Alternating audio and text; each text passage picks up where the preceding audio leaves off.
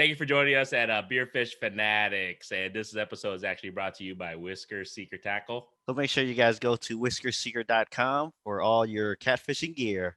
Enjoy the episode, guys. This episode is brought to you by Kalona Brewing Company.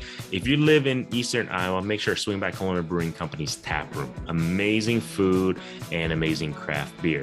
If you live in Central Iowa or in the Midwest, swing by your local supermarket and see if they carry the Kalona Brewing Company line of beer.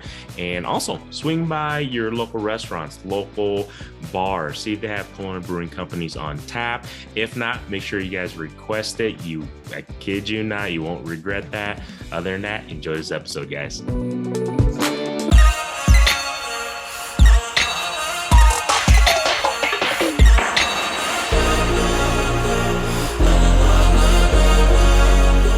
Oh man. Are you going to be here actually for the Midwest convention, Mark, up here? Yes. Awesome. I will be. I'll be up there starting Sunday night. That whole thing. So cool. That's it only comes to our neck of the woods once every 10 years. It's kind of on a floating schedule. So when we host it, it's kind of all hands on deck, so to speak. So. Perfect. Well, we'll be there. We'll be there. I think on Tuesday, I believe. I think we're talking to Jeff about that. So we're going to record an episode. So we'll get a chance to meet you in person. I'm pretty excited about that. Sure. Awesome. All right, everybody. Welcome to another episode of Beer Fishing Fanatics. This is Grandy with Ma Pop Fishing. We have Kit with the Fishing Kit YouTube channel. And today, we actually have the Iowa DNR back on to re-educate us a little bit. We got Mr. Mark Flammang here joining us. How you doing today, Mark? Very good. Glad to be here, guys. Yeah, good to have you back. And quick shout out to our sponsor, Kalona Brewing Company. I'm drinking the Lubricator. It's the double bock lager. Be drinking this one. It is 7.5% alcohol, so it's going to be a little strong. It's okay. I'm thirsty. What you got, Kit? I got the Coconut Abbey. It's a Belgian style ale, and it is a doozy, 9.2% ABV. Yeah, I remember I had that one. It's tasty. Don't get me wrong, but it's got a little kick to it. I'm not gonna lie, man. So, cheers, guys, gentlemen. Cheers. What's your drink for today, Mark? I know you're not really the alcohol drinker, but I am just not at the moment. Oh, not. Oh, this is pepper. That's what I'm having. So, welcome to my world tonight. I probably won't be able to sleep when I go to bed, but whatever. There we go. Well, we'll see you hopefully in a couple of weeks, and maybe we can grab a beverage or two, and absolutely. Sounds good on that. So, but like I said, we definitely love having the Iowa DNR come up here and really join us on the podcast. I think a lot of our crazy thing is a lot of our listeners love it, but a lot of our listeners who are actually out of state of Iowa, places like in Hawaii, California, Tennessee, I've actually gotten response from them that they actually love hearing how our system works here. It's obviously it's different from them, so it really, to them, it's like super educational. It's kind of cool. So like I said, I love having you guys on, because obviously you guys teach me a lot more in regards to how fisheries are handled, and just how the Department of Natural Resources pretty much works. So, so in case we have lots of new listeners, if you don't mind, Mark, can you kind of just reintroduce yourself, what you do for the Iowa DNR and everything like that? Sure. My name is Mark Flammang. I'm a fish management biologist for the Iowa DNR. I am so the fish management biologist. We deal with the management of public lakes and streams. In the case of the district I work in, we have 8 counties that we work in across South Central and Southeast Iowa. We're the guys that set regulations if they need to be set. We're the guys that decide if fish need to be stocked, or if there's a fish kill. There's just a host of things that we do that we get involved in, and we always have some really cool research projects going on as well too. So I've been here for going on 27 years. So this has kind of been my home for a long time now, but I grew up in Northwest Iowa. I've been an Iowa resident most of my life, except for a short stint as a biologist in Texas and a few years of college in Missouri and South Dakota. So I like Iowa, and so I'm here for a reason. I want to know, because obviously last time we had you on, Mark, and it was summer. I think Kit had his AC out and he was sweaty and gross and everything. That's right. But right now, so just so everybody knows, obviously, Central Iowa, we got ice, we got pretty darn good ice and everything. Mark handles I would say, was it the Ratman area, kind of a little bit southern? Would you consider that southern Iowa? Yeah, it's definitely southern Iowa. I mean, you can split it Missouri if you really want to from where we're at. So it's kind of the banana belt of the state. So we only have 13 inches of ice right now on Ratman. But I was open water fishing up until after Christmas. So yeah. I got that. There you go. No, it's how often does Ratman get ice? Like the whole lake? Like how often does that happen? Almost every year. There's fishable ice pretty much every year. Typically we don't get a good onset of ice until after Christmas. Rarely in my 27 years we've had early ice, but literally I had the boat in the water all through November and into December, and was out trying to chase hybrid striped bass through that time period. And honestly, the weather conditions were just stellar through November and into December this year. We had lots of anglers out there much later than we typically would. That's good. Right. I was actually kayaking the day of Christmas because I was kind of under the weather and I was kind of quarantining away from everybody. I was like, you know what? I might as well go hit the lake. It's open, and it wasn't it was pretty mild on Christmas, if I remember right. Well, I think Christmas Day might have been a little bit cool. I don't know, but it's kind of a blur to me because I hit another deer on my way up to Northwest Iowa to visit family Christmas morning. So, that's kind of where my head was at that day. But I do know that I'm pretty sure Christmas Eve wasn't too bad, but I don't know. It's a few weeks ago. So just so our listener knows, we call it hybrid striped bass. We do not call it wipers. I remember from our last episode, Mark was like, don't be calling that shit. I'm kidding. You can call them wipers if you really want to, but again, that sounds like something that comes off the roll in your bathroom. So you call them what you want, but I think they're too cool to be wipers. They're hybrid striped bass. So. That's funny. Me and my buddy, when we were out last weekend targeting wipers, we were catching some crappies. Well, okay, we got to catch a few craps before we start wiping. That's a good one. That's awesome. I'm gonna have to use that one. I'm gonna save that one and I'll just pull it out someday, and they're gonna think I'm a genius. But that's a good one, kid. I like that one. Actually, I kind of wanted to ask you a little bit because I have not had luck this year yet through the ice catching hybrid striped bass, and I'm still targeting them because I finally caught surprisingly, I actually caught a catfish through the ice. That was one of my other goals. I caught a catfish through the ice, and of all places, it was down in your neck of the woods last weekend. But I still haven't caught a hybrid striped bass. Is there? I guess you can. I mean, I just wonder, is there a specific technique or I guess a way to kind of target them anyways? Would you recommend or suggest, or how do they travel or work, or how do you catch them?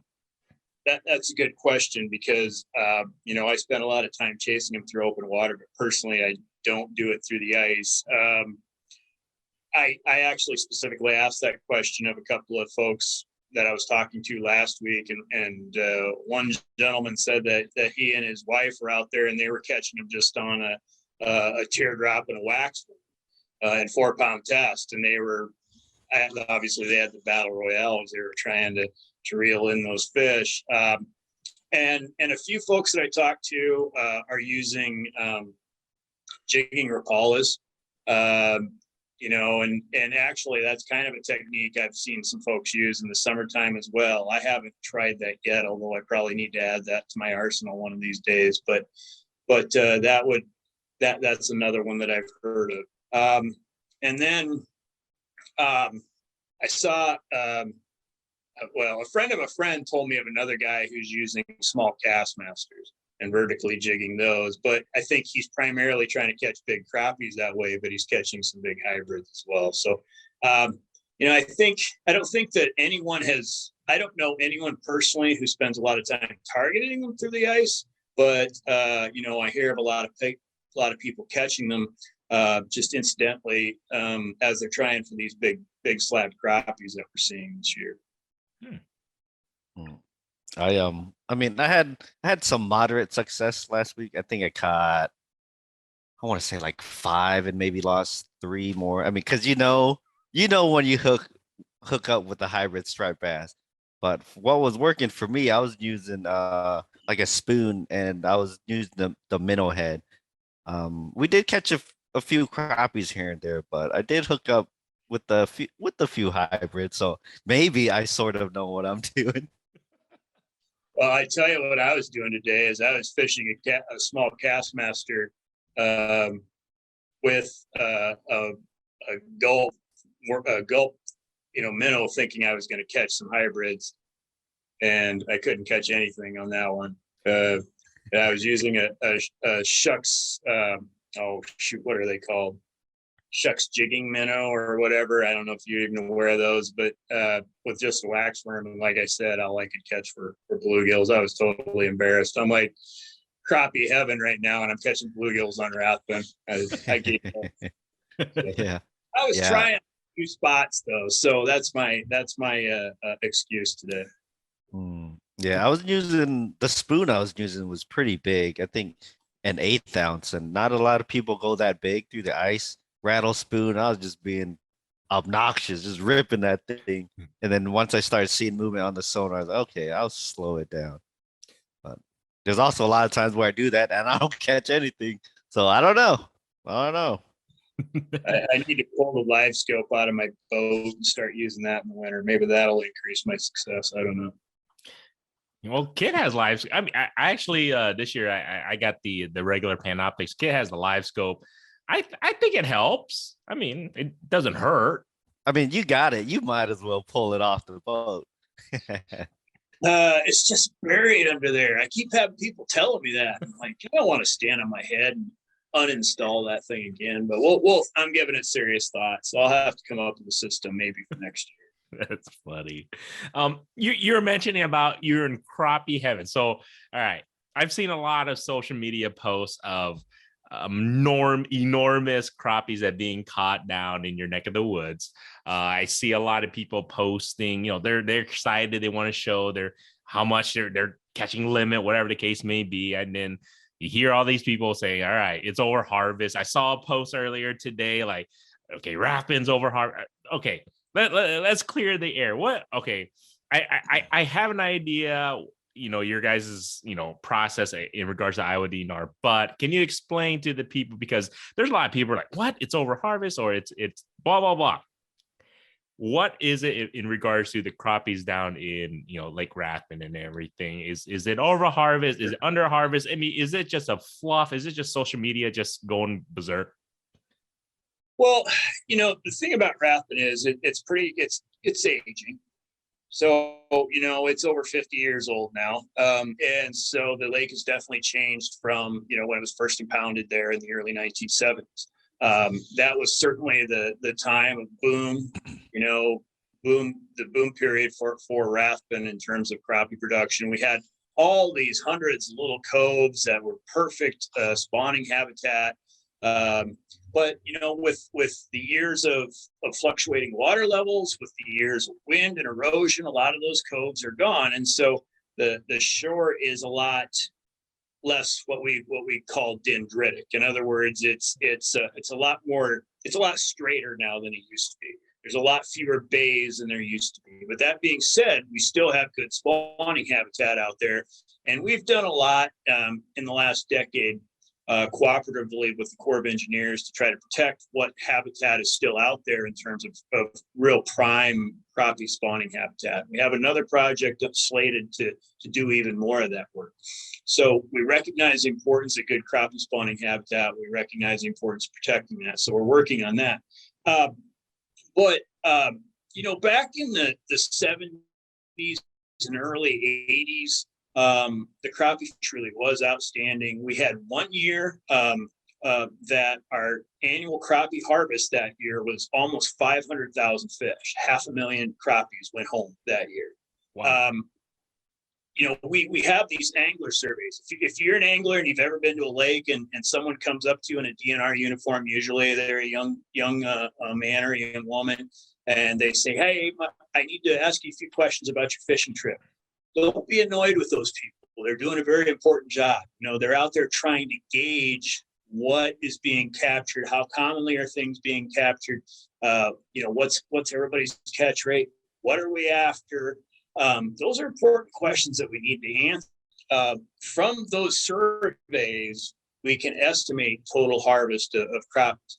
To give you a little bit of idea where we're at today, I'm working up a report from last year's creel survey, and we harvested between 50 and 60,000 crappies on Ratman last year. So literally a tenth of our maximum harvest ever.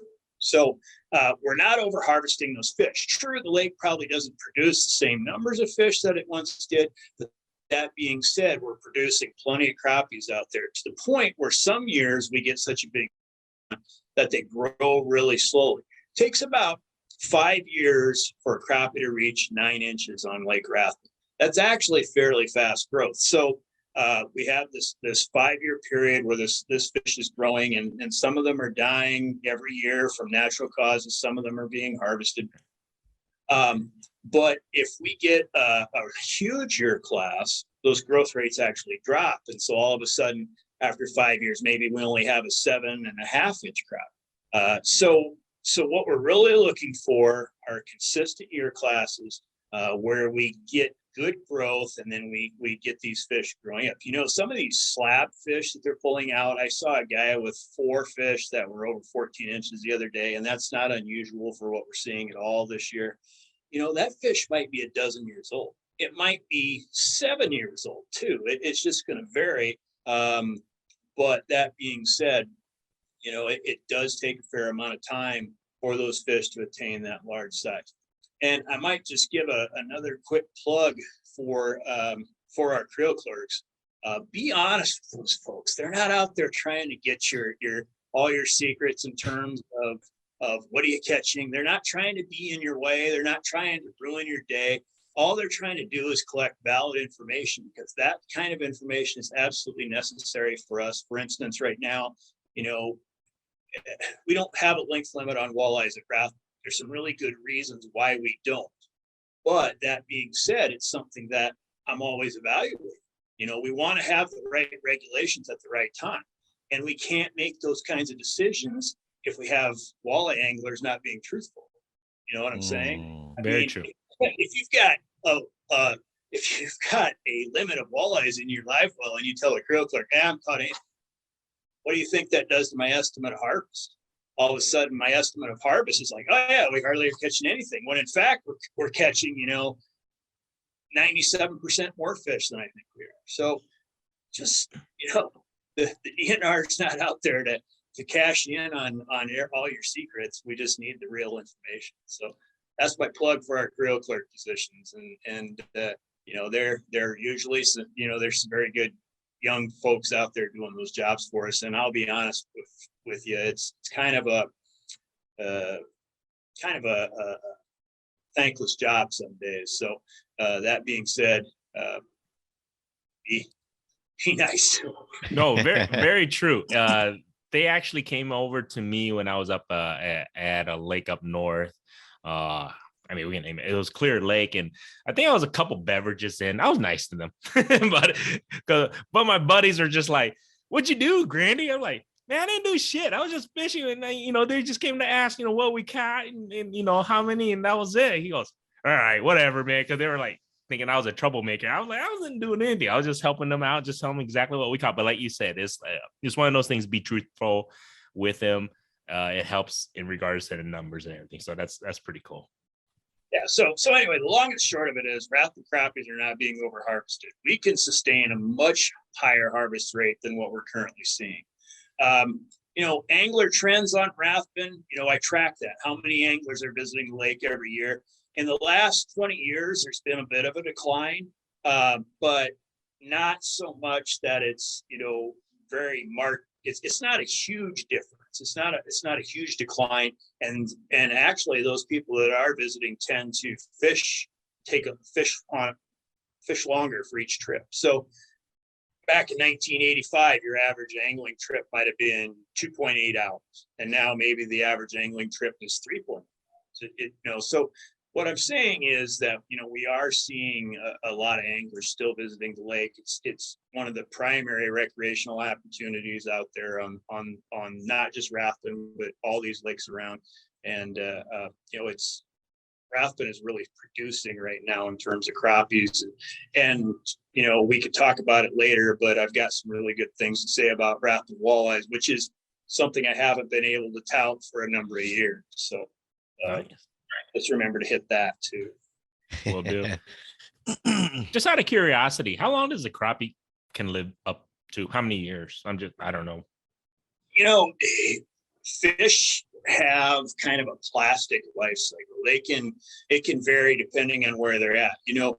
For instance, you go to northern Manitoba and you're walleye fishing. A 20-inch walleye might be 20 years old. You just don't know. Whereas a 20-inch walleye on Lake Ratman is going to be probably about 5 or 6. So the thing is, how long do they live? Usually our fish on Ratman don't live as long as some of for instance, like the Iowa Great Lakes. They'll see older fish up there than what we tend to see. But that's not to say we can't see those older fish. But the thing is that we have much faster growth rates, and so as a result, we don't tend to see these really, really old fish. A fish will generally grow throughout its entire life cycle, its entire lifetime. But that being said, they obviously slow down the older we get. Yeah, I was gonna ask you, is there a way for me, if I bring home a crappie or walleye or whatever, is there a way for me to check this walleye is 15 years old?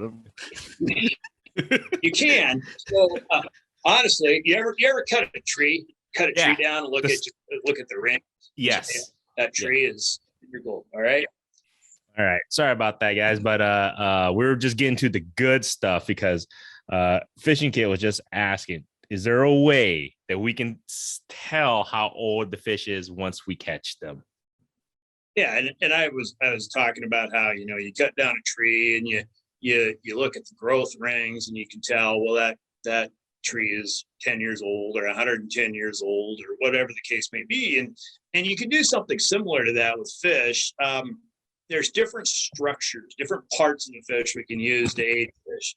On fish like a crappie, I actually just pull scales off the side of the fish. Doesn't hurt the fish at all, and we can look at those scales. And there's some different ways that we do that, and it's actually a bit of an art. You can't just normally look at it and say, "Oh yeah, that fish is 5 years old." You gotta have some practice at it. But try it sometime, and if you've got a magnifying glass, you catch a big crappie, you pull those scales off, and you put a light underneath it. You can usually tell. You'll get an idea that there's some difference in the spacing, these little rings, and so that's one way we can tell. Alternatively, there's some other things we can do. Obviously, you can't do that for a catfish. A catfish, the pectoral spines, their arms, right? Those serrated spines. You can pull those off. You can cut those off and actually section those, polish it, look at it under a microscope, and literally you'll see the same thing. You'll see these horseshoe shaped patterns, but you can count rings on that. So that's really cool. That's even easier to read a lot of times than a scale. Then There's a couple other options. We use spines off like the dorsal fin on walleye or largemouth bass. A lot of times, same deal. You polish it, look at it under a microscope, and then finally, northern pike are an entirely different deal. I did some of that when I was in graduate school, and they're really hard to age in a lot of cases. But there's some bones that you can actually look at. On a lot of fish, you resort to taking a bone out called an otolith. Believe it or not, fish have ears, and you have some otoliths in your head. Fish have otoliths in their head as part of their ear, and you look at those under a microscope, and you can age fish that way too. So yeah, there's a lot of ways to do it. The only problem is you may not be able to necessarily figure it out unless you've had some education on it, but heck, give it a try. Pull some scales off the fish sometime and look at it under a magnifying glass, see what you come up with. It's kind of cool. That is pretty cool. We might have to do a video kit one day. We would just catch something like that. That'd be kind of cool. Yeah, I might have to try it. Just check it out. Okay, I figured out how old this fish is. So it isn't always super easy. One of our biologists, a friend of mine up on the Mississippi River, is aging a bunch of big mouth buffalo, and he's also aging shovel-nosed sturgeon. And these fish might be 75, 80 years old in some cases. Wow. And they're incredibly hard to age. I'm glad it's him doing it, not me, because my eyes don't work that well anymore. But it's pretty cool stuff to think that there's actually fish swimming around in Iowa that are as old as, my father would have been, or even older than my father. So yeah, it's kind of crazy. Dang, that's pretty dang cool. I now next time, whenever I bring a fish home, I'm gonna look at it, like try to figure out like how old is this dang fish. Absolutely. Do you do it yourself? Like, do you ever take a fish home like, oh, okay, this fish is like 10 years old? You know what drum are? Sheephead. Oh yeah. Mhm. Yeah, they have the biggest otoliths there are. And so actually white bass and hybrid striped bass have really big otoliths as well. And I could even read those without magnification sometimes. So if you clean a bunch of white bass, break the skull open, and you'll get these kind of disc-shaped bones. And you look at them in your hand and shine a light on it, I just about guarantee you'll be able to at least get a good idea as to how old that fish is just looking at it. We gotta try it. We gotta try it now. Yeah, we gotta do it now. Yeah, no, seriously, we'll make it happen. We gotta figure it out. If we go ice fishing and we catch a white bass, I'll show you how to crack the skull and look for the otoliths. All right, we're gonna have to make it happen. No, I'm curious because a lot of people, whether it's, they post on social media or whatever the case may be, they're just like, do you know how old that fish is? You got to let it go and all that stuff. So I'm just like, but how do you even know how old the fish is? Like you're saying, because it's specific species, they get big. So highly variable. Years ago, I did a study on channel catfish, and we had catfish from Lake Sajima over in southeast Iowa. And, a 23-inch channel catfish might be 7 or 8 years old. Whereas I'd go to another lake, I'd have a 13-inch catfish that was 13 years old. It's just that much difference in growth depending on where you're at and what the habitat's like. So yeah, it's really hard to make kind of judgment calls as well. How old is that fish? I get that question all the time, and the question is somewhere between 1 and 47. I guess I don't know.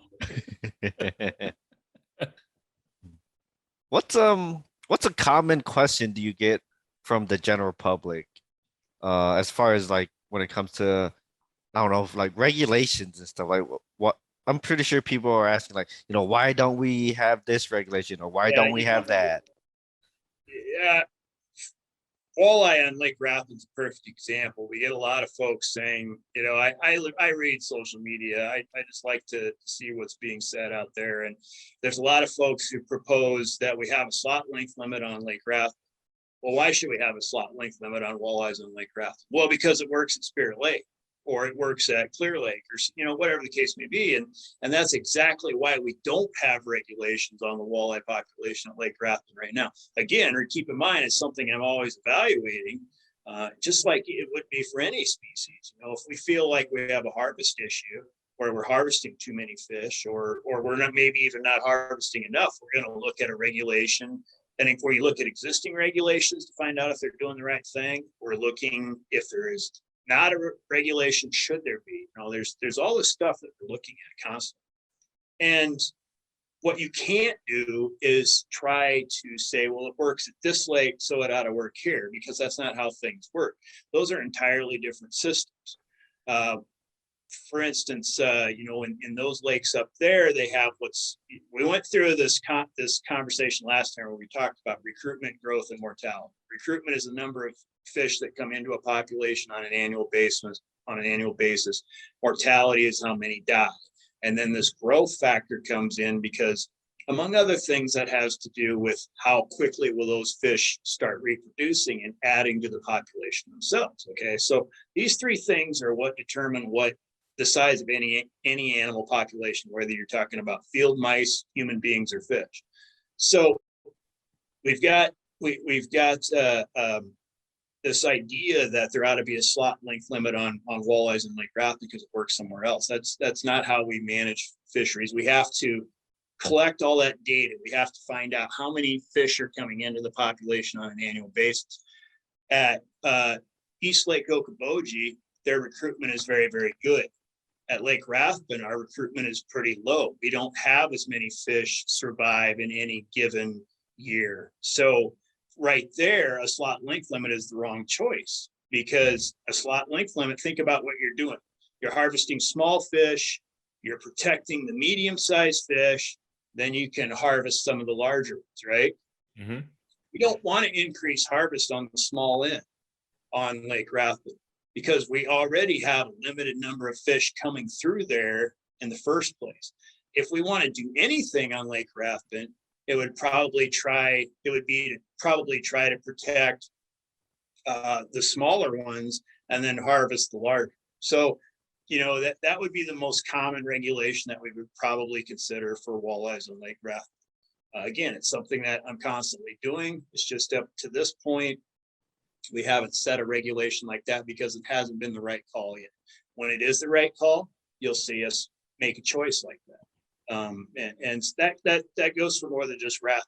So that's, I guess, probably the most common thing I get in terms of Rathbun is, why isn't there a slot length limit? Well, because it's not the right thing to do. And that's kind of, you go to Wisconsin and you look at their regulation book.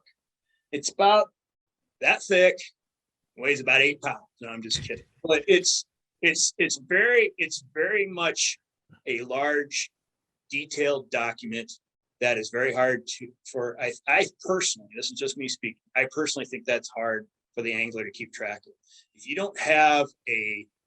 If you're not going to move the needle with a regulation, my personal philosophy is you shouldn't set the regulation.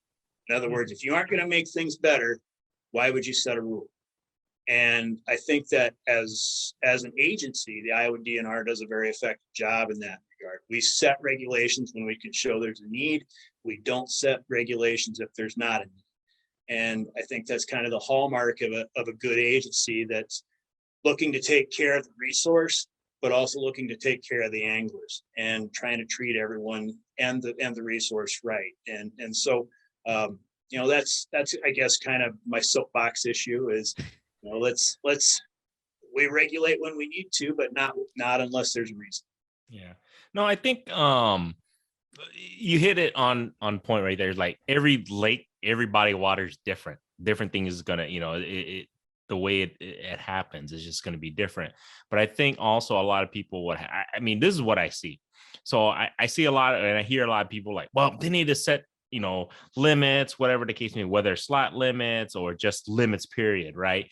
And then when I ask them, I go, a lot of people I talk to, like, why do you think that? They go, well, most of the time we can't catch shit. Every time we go there, we can't catch, anything. So it's, from that specific angler. And then all of a sudden they get a little frustrated. Maybe they went out one time, they fished, didn't catch anything. Then next thing you know, they see these pictures of people harvesting. So they're just like, it's over harvesting. That's it. That's their only answer is we got to set limits. I'm as guilty of this as anybody, but it's always the good old days. Back in the good old days, it used to be this good. I'd go out to Lake Ratman, I'd catch my walleyes in 12 minutes and I'd be done. Mm-hmm. That's just how we remember things. But what we remember is the absolute best day we ever had. And then we make it even better because it's our long-term memory.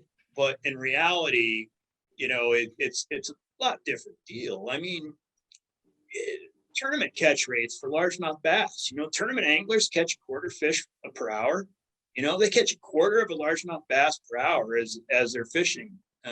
Those are the best of the best of the best, so to speak. So, we always think about how awesome things used to be, but the fact is that things are pretty darn good right now. So don't forget. Crappies on Ratman are the perfect example because things wax and wane. We get a big year class of crappies. Maybe they're growing a little bit slowly. Keep in mind, fish have to be small before they can be big. So those fish have to reach a specific size. And maybe crappies are a cyclic thing, that they'll produce a big year class and then it might be 3 to 5 years before we produce another one. So those fish are moving their way up to the fishery. That's why we're catching these big giant slab crappies, in particular last year and this year, because we had some year classes about 7, 8, 9, and 10 years ago that are now showing up as these really beautiful big fish. And it's interesting because, when the real heat of the crappie season is going, things are really clicking. And we're catching fish after fish after fish after fish. In a lot of cases, those big fish have already been there, spawned, and then they've moved back out to deeper water. You think about when you catch big crappies, I would hazard a guess a lot of it is in the early spring before the bite is really on, per se. I mean, I don't know if you'd agree with that, but that's been kind of my experience, is that the really big ones seem to come really early in the year. And then we start to get kind of the average Joes coming in after that. And we catch a lot, wall to wall every cast. But anyway, that's just my take on it. It's not to say you can't catch a big crappie other times of the year, but I think there are times really are able to key on those big ones. For those super, like you were talking about, those big year classes where there's a bunch of fish that are, within a certain year class and they're slow growing. Would you say that it'd be better to keep a lot of these smaller fish to kind of bring those numbers down? I mean, as anglers, with 40, 50,000 trips a year, we're probably not going to drive that fishery a lot. In other words, if we all keep the small ones, we're probably not going to keep enough to really, in a resource like Ratman, we're probably not going to drive that fishery too much because we're talking about these immense numbers. That being said, yeah, it is kind of, I shouldn't say silly, but,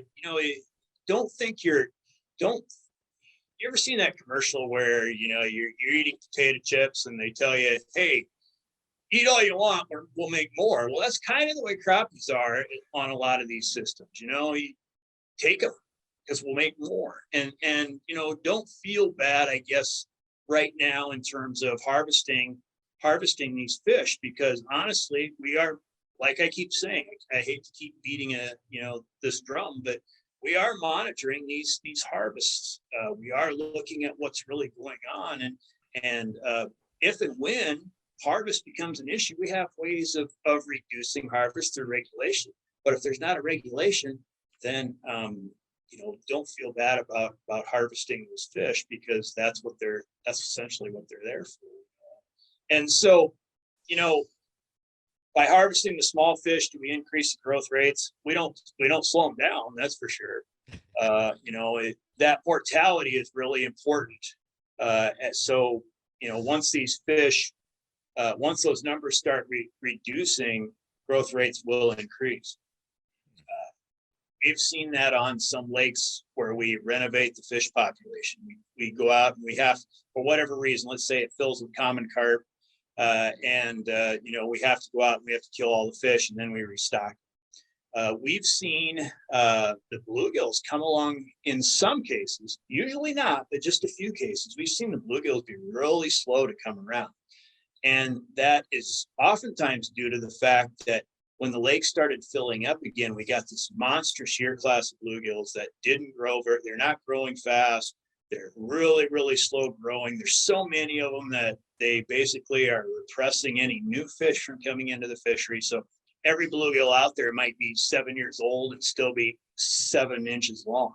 They just never reach that point. Mortality starts chipping away at them as they get older and older and older. There's fewer of them, but then their growth rates start to increase, and all of a sudden, boom, they top 8 inches, 8.5 inches, and things really kind of click on, like switching on a light bulb.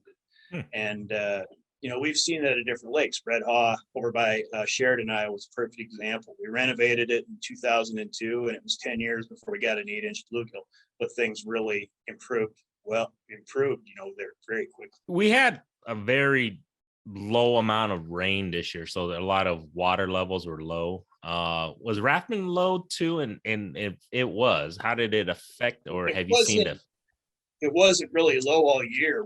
We got rains. Last year was a funny year. We were dry everywhere except really the Ratman watershed. We didn't get an excessive amount of water, but Ratman was actually high through much of the summer and into the fall, about 1.5 foot high through that entire time period.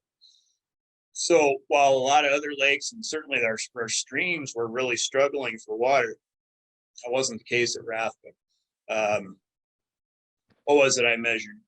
I think in July I measured something like 18 inches of rain in my rain gauge in Albia here. I mean, we got these storm after storm after storm, and I was really tired of it, to be honest. I was tired of mowing and all that stuff, but oh well. So yeah, Ratman never did really get low last year.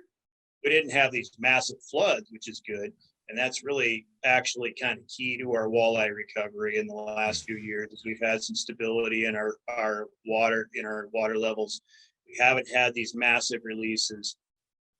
We've had some fry. So we stock about 38 million fry every spring on Lake Ratman. Wow. These are walleyes that are just, a couple of days old. We take them out to the lake and we stock them.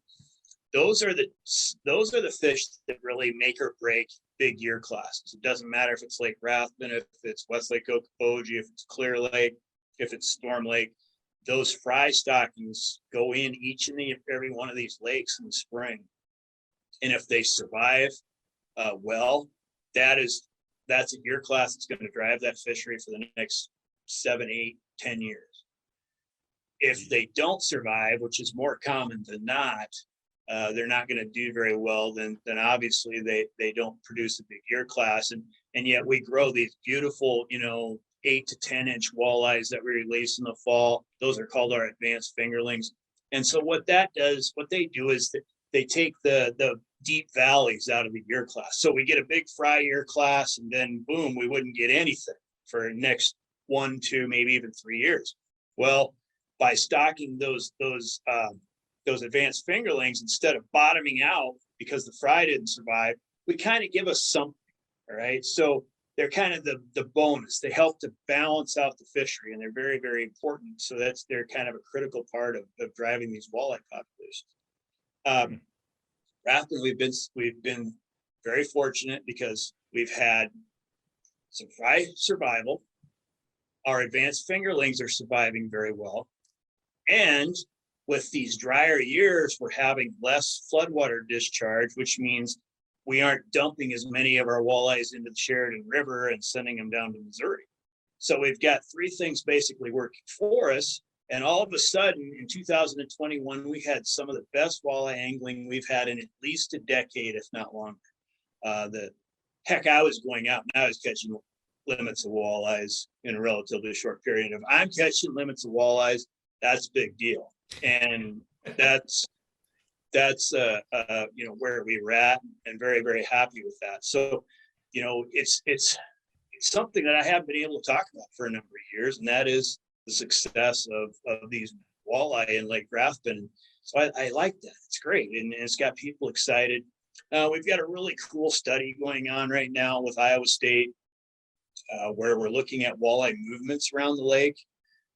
This is kind of a prong study. One part of it is we're trying to identify how many fish are leaving the lake with the floodwater discharge.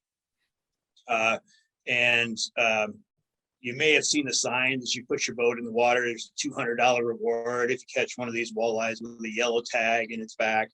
And we get a number of those turned in every year, which is really good deal because, well, it's a good deal for you because you get the $200. But we get the tag back and we can reimplant those fish. But we've got all these receivers around the lake and we're tracking these fish. We're finding out where they're going. We're finding out how well they survive. Because fish die of natural causes too. So how many of them are dying naturally? There's even a really cool kind of tag that we're using now.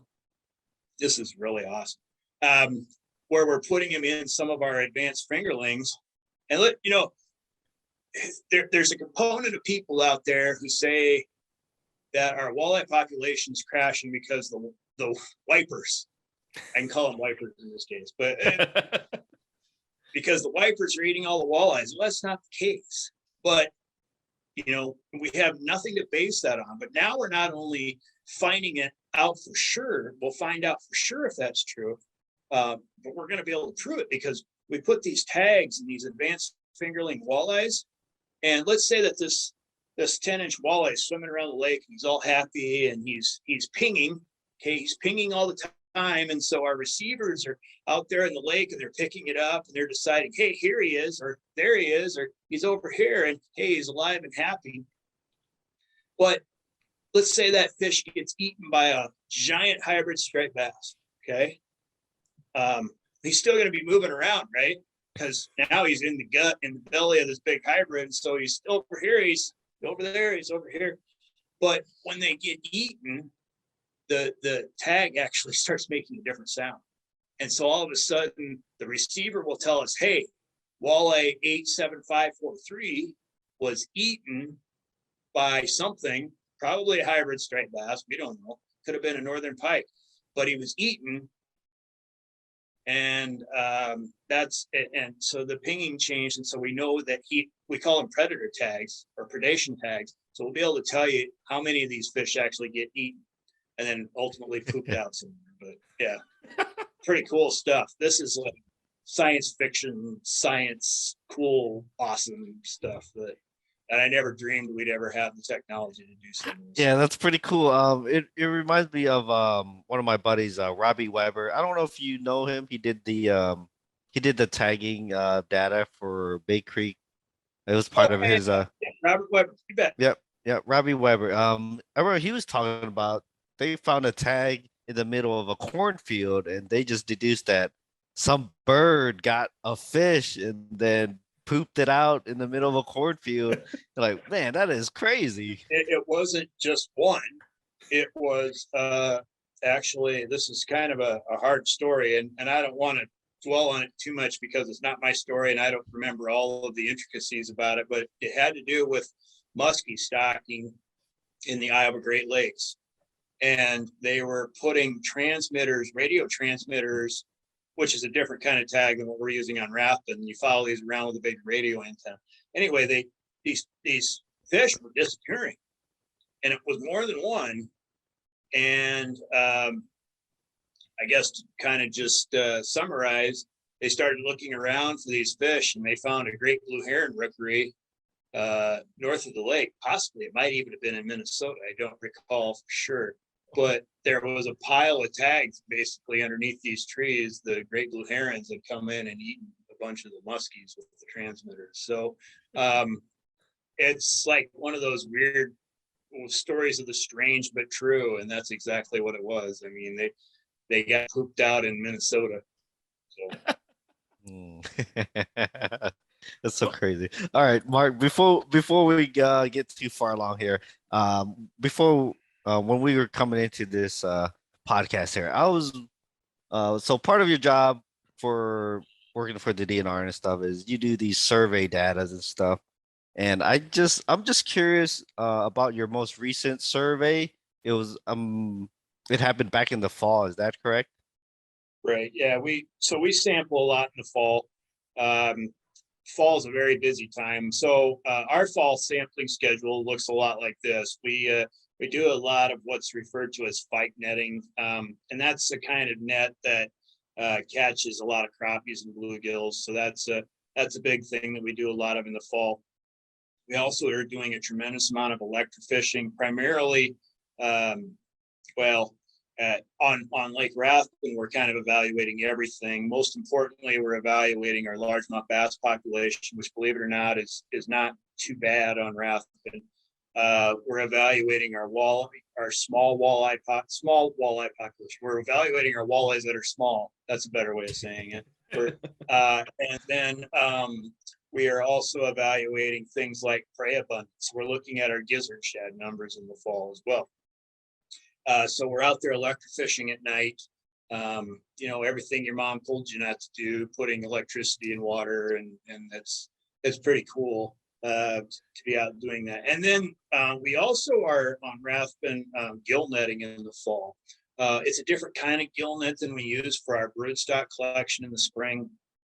This has a whole bunch of different mesh sizes.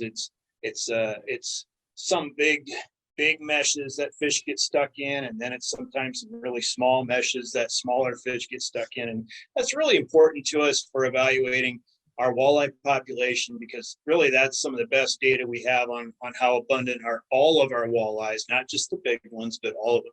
And then also our hybrid striped bass, our white bass, and even our channel catfish. So what did we find?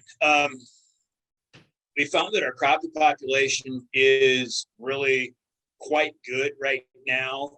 2020 and 2021 Rathbun crappies were as abundant and as high quality in terms of our size as we have seen in a decade. So awesome. Our hybrid striped bass population keeps growing. It's not growing to any massive number. It's right where we want it to be.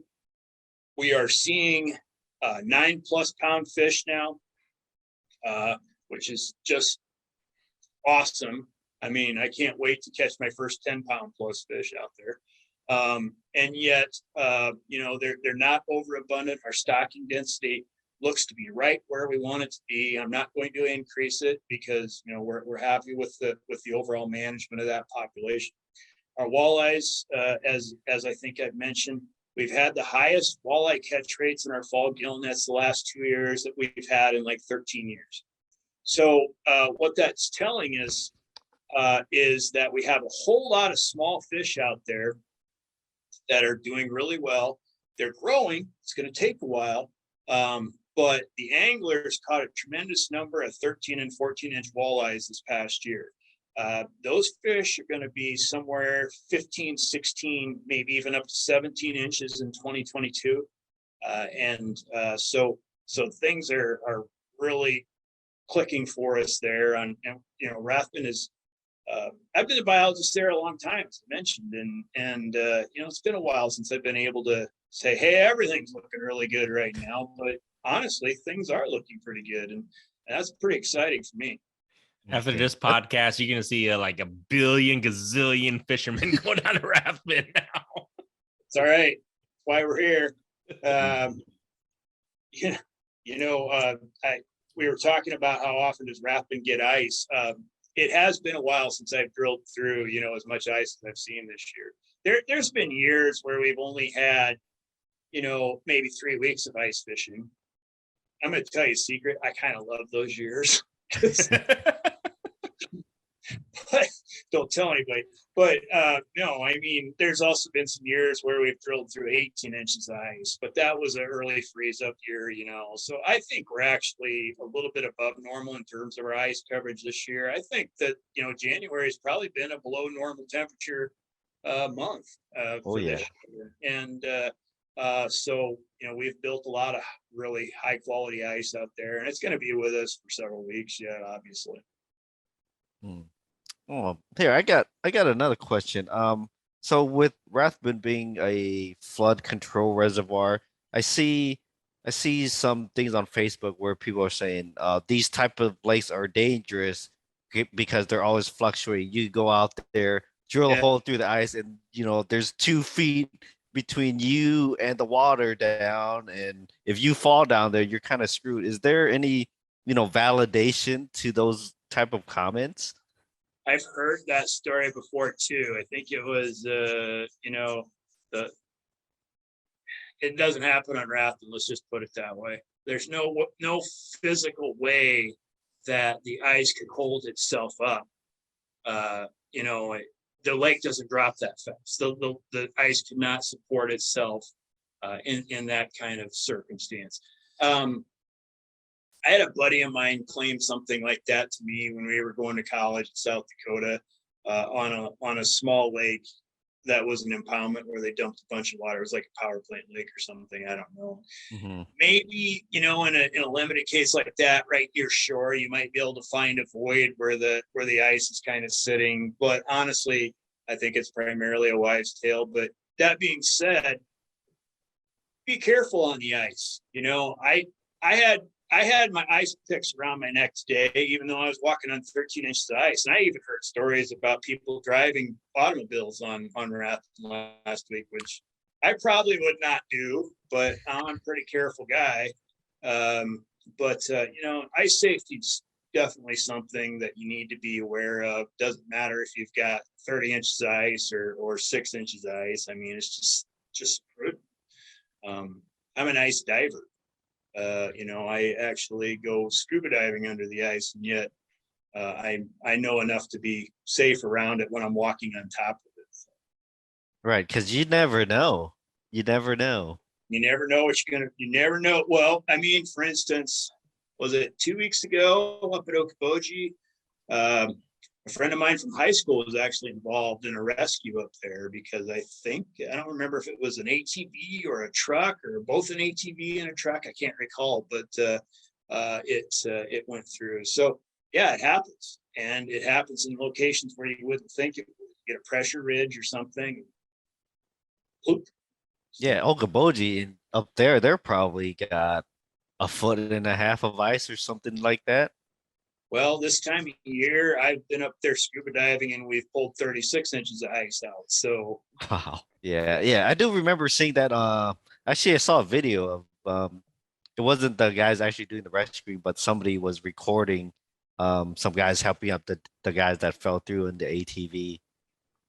Yeah, a friend of mine posted it on Facebook. He was right there and was helping out. So that was pretty cool that he was involved in that. Hey, I'm curious, Mark. How often do you guys actually the Iowa DNR? How often do you guys really pay attention to social media and Facebook? Because it can be accessible and people can just post whatever. So I'm just wondering, like, a lot of people, they can say negative, positive things, whatever the case may be. So how often do you guys really pay attention, and do you guys take that into consideration when it comes to regulations and shit like that? On my own time, I do use social media. I mean, I have a daughter who's 21, so I mean, she's fully educated me on social media, except she's never got me to use Instagram or Twitter or whatever it is. But with that being said, I do pay attention to that kind of stuff, just mainly out of curiosity. But you can imagine as a public figure, as a public employee in a resource management role, you are kind of a target from time to time as part of the job. I mean, it isn't fun. It's not my favorite part of the job. I've been called some very interesting things.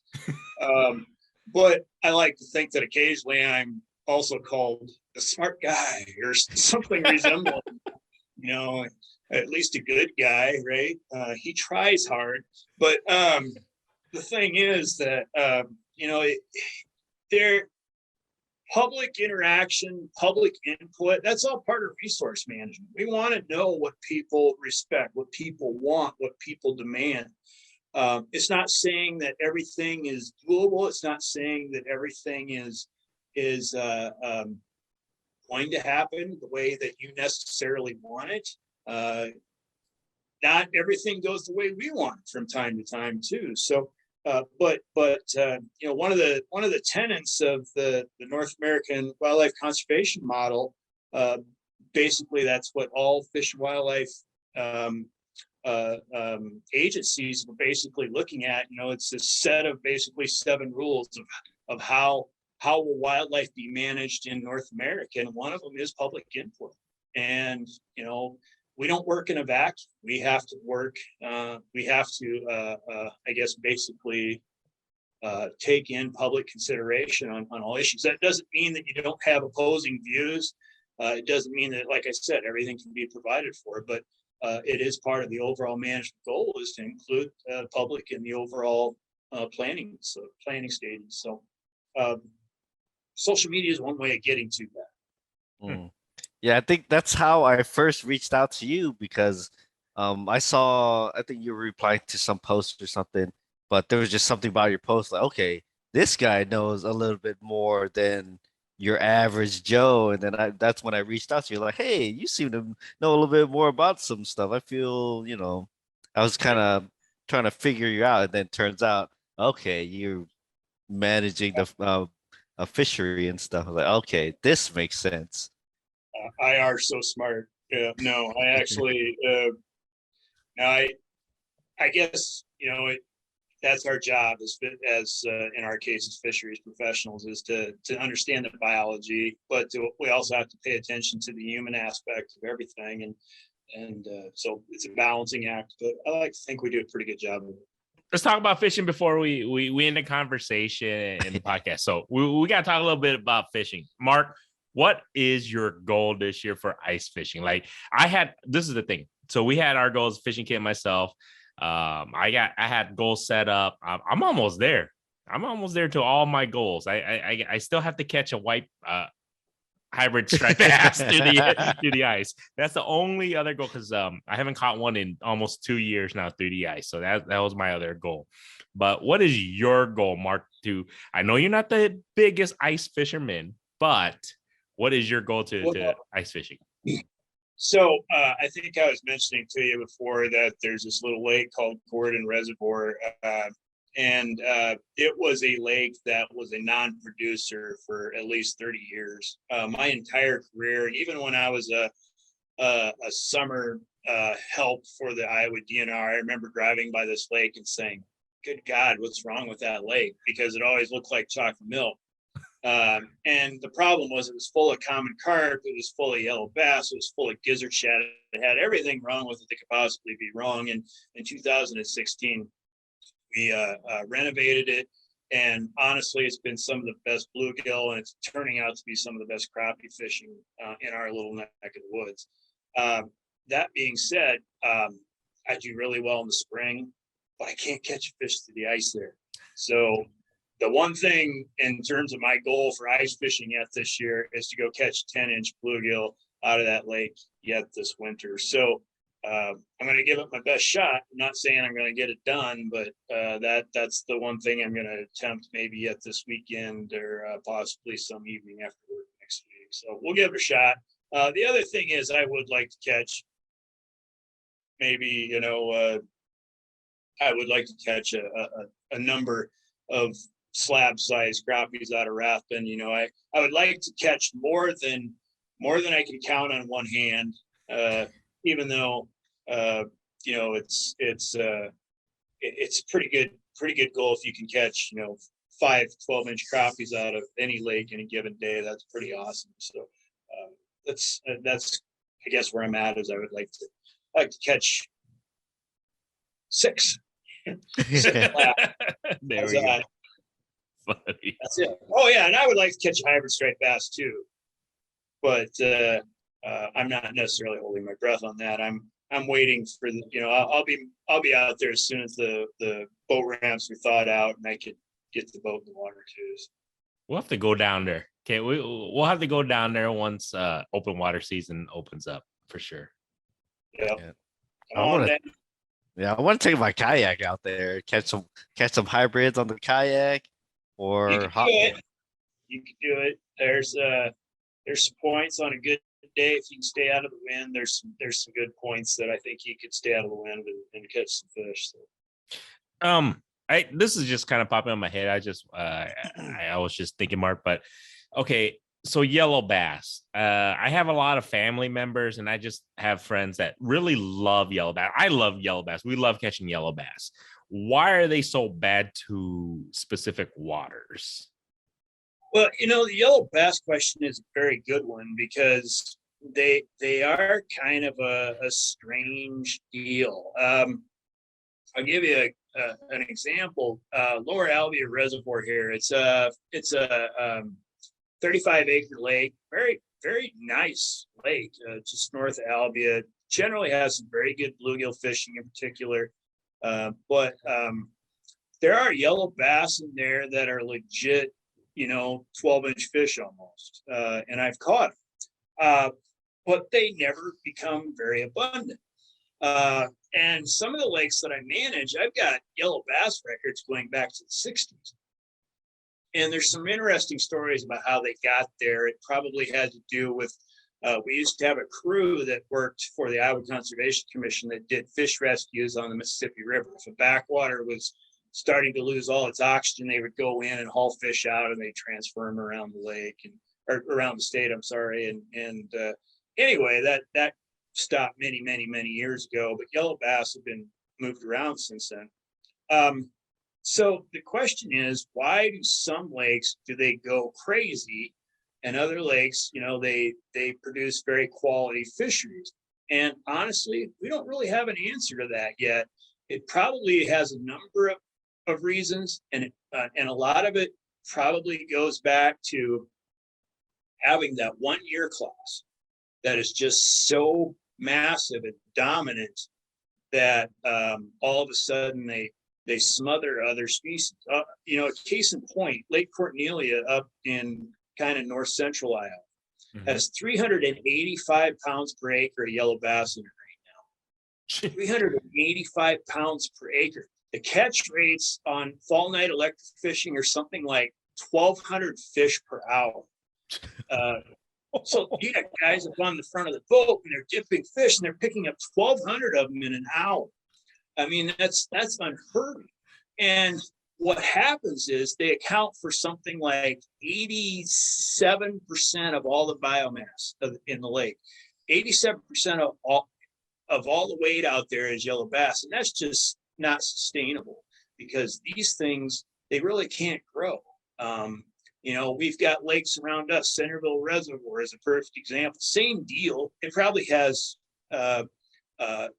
densities that are very similar to Lake Cornelia, and they're such a voracious little predator, and nothing else can really get ahead of them. And why they keep just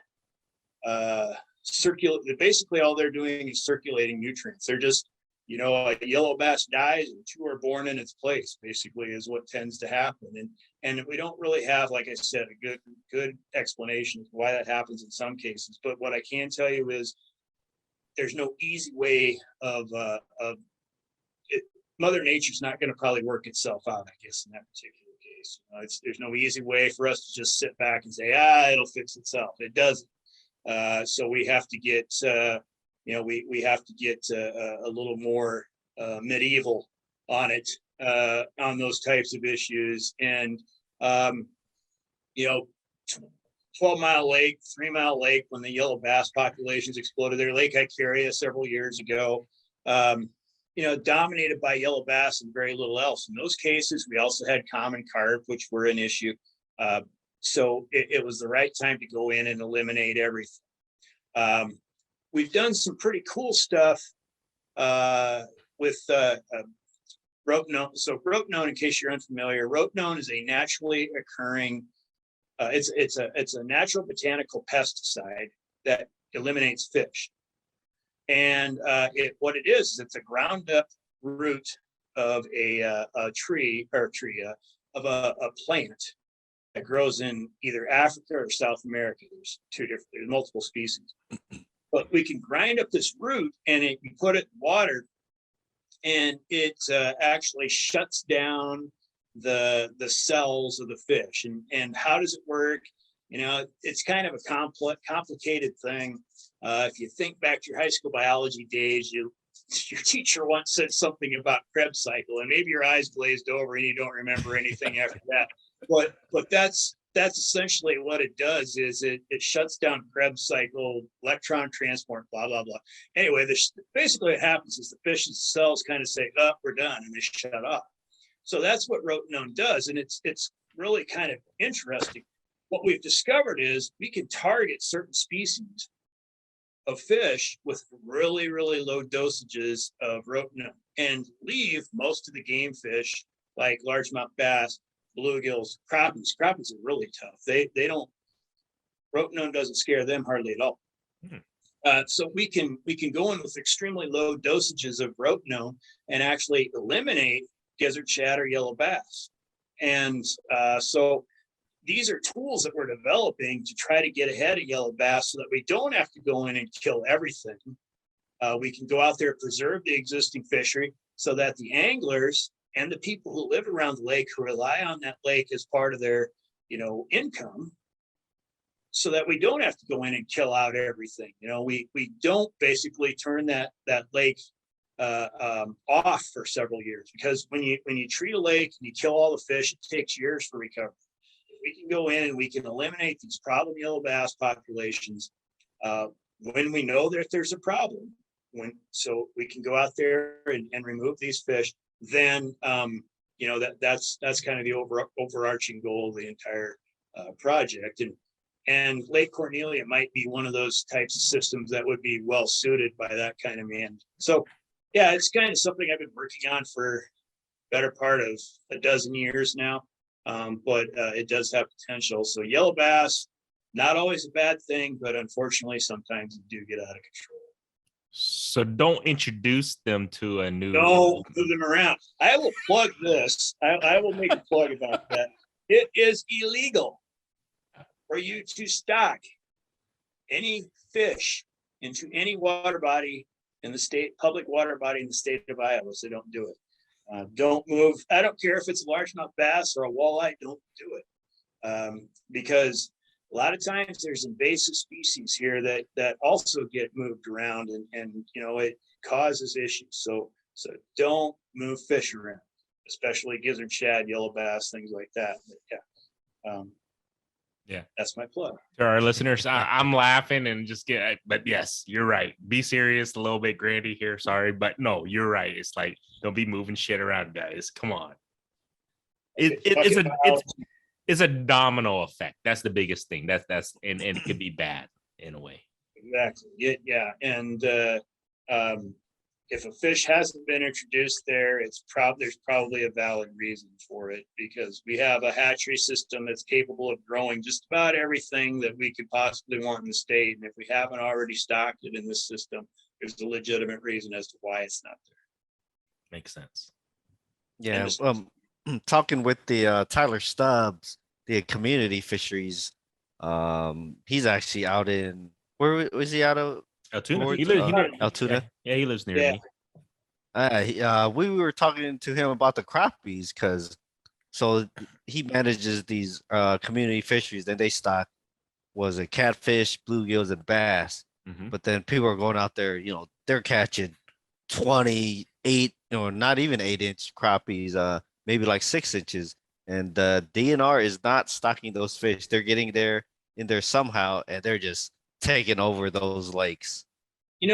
That's one of the most common questions I get about, oh, by the way, and goldfish are another one that tend to get introduced. And that's just because the goldfish got too damn big for your fishing tank. And so people want to take them out and throw them in there. But goldfish are a bad deal. And please don't ever move goldfish to your local public, or your piranha or your barramundi or anything like that.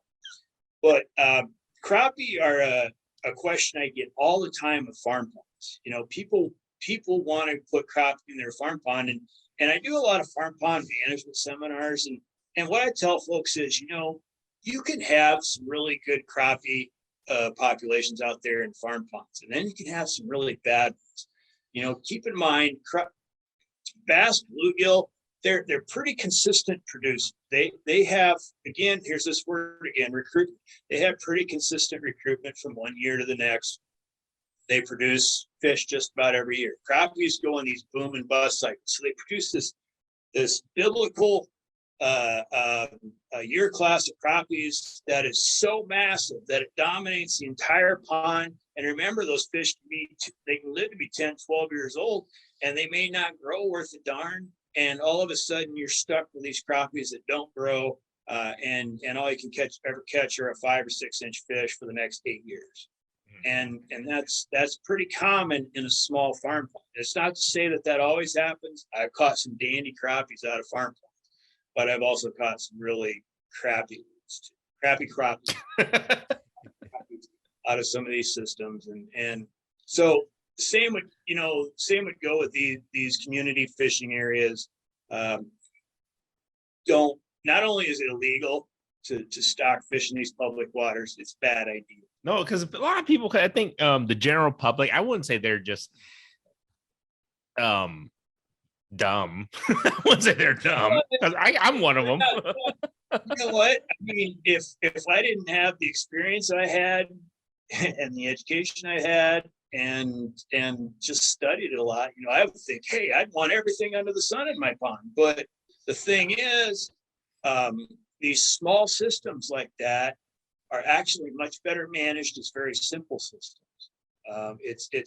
It's better to manage a 2, 3, 4, 5 acre pond as a very simple 3 or 4 species fishery than it is to manage it as a 6 or 7, because you're much more likely to have those 3 or 4 species really turn out to be something impressive. What would you rather have? The ability to go out and catch great bluegill and great channel catfish and great bass? Or would you rather go out there and catch mediocre largemouth bass, poor crappies, a few 6 inch bluegills, maybe some yellow perch that are about the size of a pencil, and let's throw in some channel catfish, and let's not forget those 3 flatheads that are out there, and there's some yellow bass out there too, and then 87,000 goldfish. So it's just simple systems are the best, and so that's why we manage those small lakes like that as very simple. Yeah, biologically simple. I want to touch base with you just a little bit. I know we didn't get a chance to talk about last time. We'll do it real quick before we wrap up. But my last one was a question, I guess, or I'm just curious about pond management and then farm ponds and everything. Because I know in Southern Iowa, in your location, a lot of, I'm assuming, because people ask, but a lot of people wondering, how do they start, whether it's stocking their farm pond, or how do they get in touch with the Iowa DNR, or what is the main issue with all of that? How does that even start and begin, I guess? So the thing about farm ponds, first of all, let me put a plug in for the DNR's webpage, iowadnr.gov. Go to www.iowadnr.gov. You look up in the upper right-hand corner, you're going to find a little search box. Type in ponds in that search box, and it's going to take you to a full page on our website on pond management. There's all kinds of cool stuff in there. There's information on the kinds of fish you should be stocking in your farm pond, how many fish to stock per acre, what to do if you have too much vegetation, what to do if you don't have enough vegetation, what if your pond is muddy, do you want to build a pond? What do you need to know about building a pond when you're constructing it? You want to stock your pond? Where do I find fish for my pond? Well, we've got a list of places you can purchase fish on there. So all of that stuff is in one spot, kind of one-stop shopping in terms of setting up your pond. That's kind of key, because there's about 90,000 farm ponds in the state of Iowa. It's about 120,000 acres of water. That's a pretty impressive resource. I think our last angler survey said somewhere around 16% of all anglers in Iowa actually prefer to fish farm ponds. So it's definitely an important component of our Iowa fisheries. There's really some good resources out there in terms of managing those systems. But again, as we already mentioned, keeping them simple, keeping the number of species in your pond is definitely the best way to go. There's some different advice we can give you in terms of what's most important to you. Do you want to catch big bass or do you want to catch big bluegills? Because you're probably not going to catch big bass and big bluegills in your farm pond. Okay. You're going to probably manage for one or the other. Also, how many bluegills should I harvest a year? My answer to that is, how many can you eat? Because that's essentially the rule of thumb is you're almost never going to over harvest bluegills from your farm pond. That's, Iowa ponds are so fertile. We can support probably at least 500 pounds per acre of fish, period. And maybe 75% all that biomass is going to be bluegills. So do you think you could eat 500 pounds of bluegills in a year? Probably not. So I think that you're in pretty good shape, and so in terms of the harvest, don't worry about it. You're going to see ups and downs in a pond. That's just the way it goes. There's information out. One of the strangest things I've seen pop up in terms of farm pond management in the last 20 years has been the resurgence of Iowa's otter population.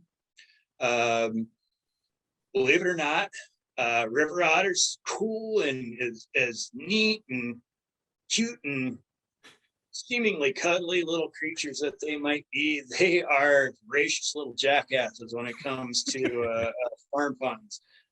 They will go out there and you get enough of them in your farm pond in winter and they can kind of clean house. So keep that in mind. If you are wondering why you don't have any big bluegills and any big bass in your pond, and I've actually had this happen where I had somebody call me and we're talking for like half an hour and they're telling me all these things and I'm trying to think, well, that doesn't make sense because they said this, and then finally I just clicked. I'm like, you don't happen to have otters in your pond, do you? And he goes, oh yeah, we had 10 of them there all winter. Well, all of a sudden it like clicked, like, well, yeah, now they are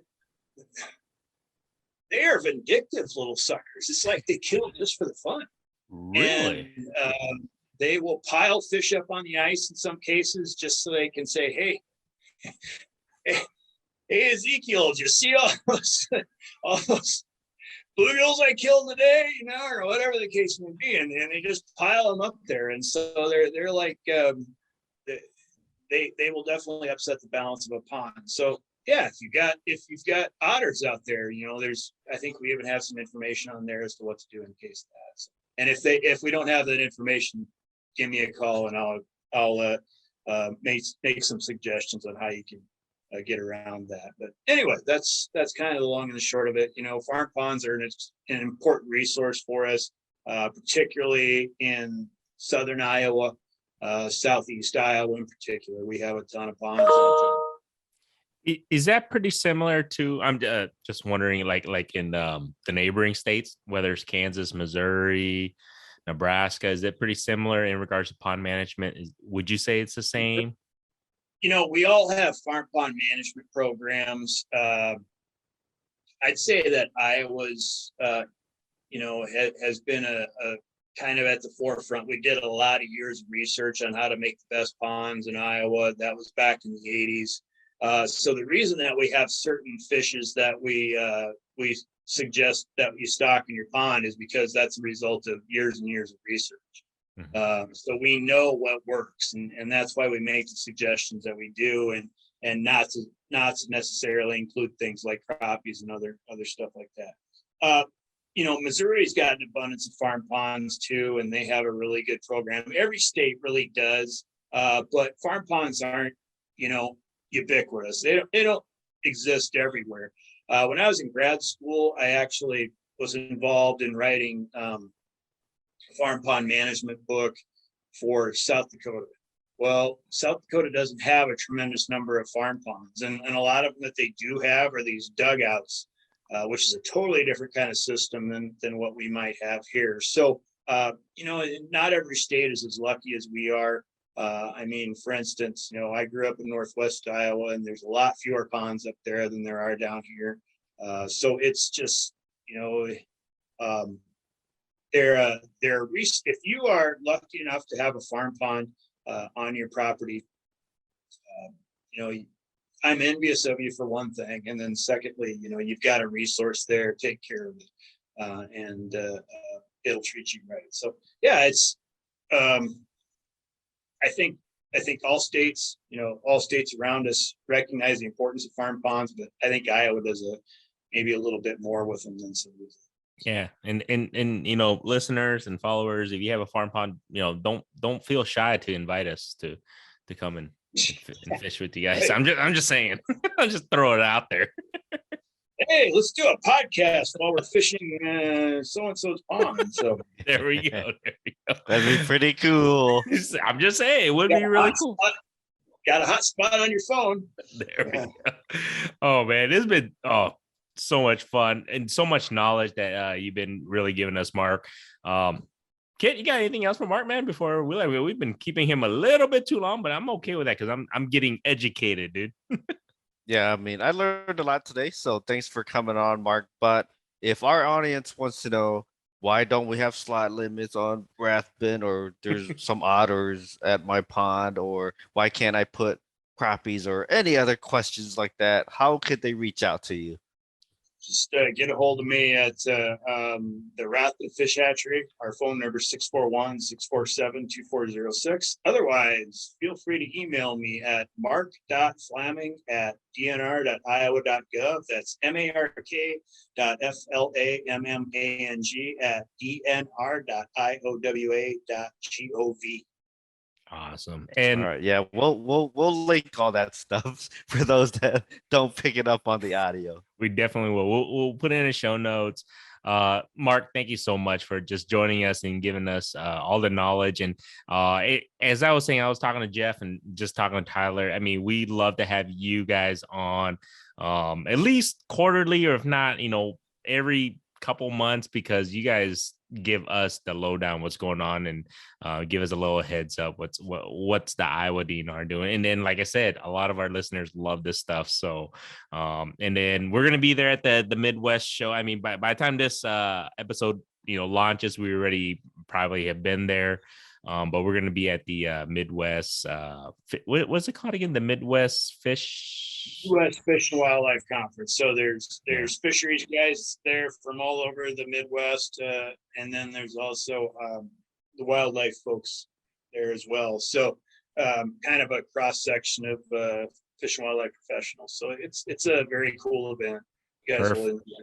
Perfect. So we're going to be there, and, we're not going to match with them, obviously. So when you guys hear this, we're going to record an episode out there. We're going to be like, dude, we're going to be two like idiots in the middle of nowhere, not understanding anything, but we're going to learn. We're going to get educated. We're going to talk to all these professionals that know way more about fish and biologists. And, I don't know, man. I'm excited. I just want to get a little, more knowledge in regards to everything. So keep in mind, April's coming, and April's our walleye spawning season across the state. That's big.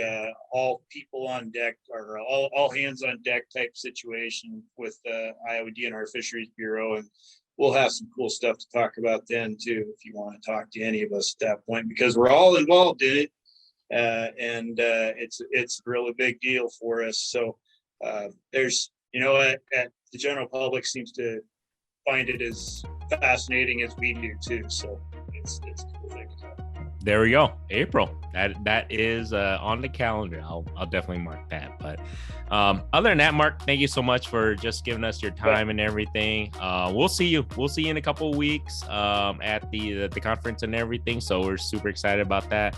But other than that, till next time, we'll have you back on. See you guys. All right. See ya. Yep. See ya, everybody.